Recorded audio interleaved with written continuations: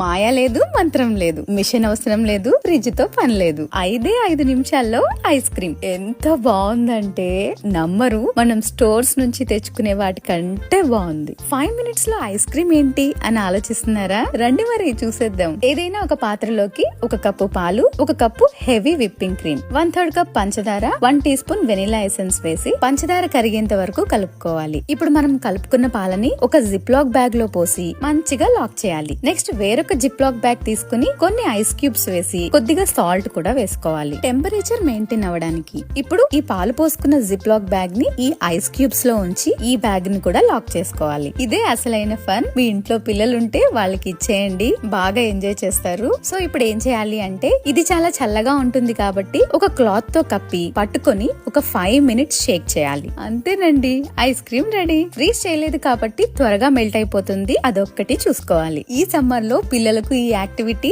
And ఈ ice cream తప్పకుండా నచ్చుతుంది. ట్రై చేయండి. ఇప్పుడు మేము వెళ్లి ఈ జిప్ లాక్స్ ఎక్కడ కొనుక్కోవాలి అన్న సందిగ్ధంలో ఉంటే, ఈ ఐస్ క్యూబ్స్ ని ఒక బౌల్ లో వేసి దాంట్లో సాల్ట్ వేసి దాని మీద ఈ పాలు క్రీమ్ పోసిన గిన్నెను పెట్టి విస్కర్ తో 5 మినిట్స్ విస్క్ చేసుకున్నా ఇలానే వస్తుంది.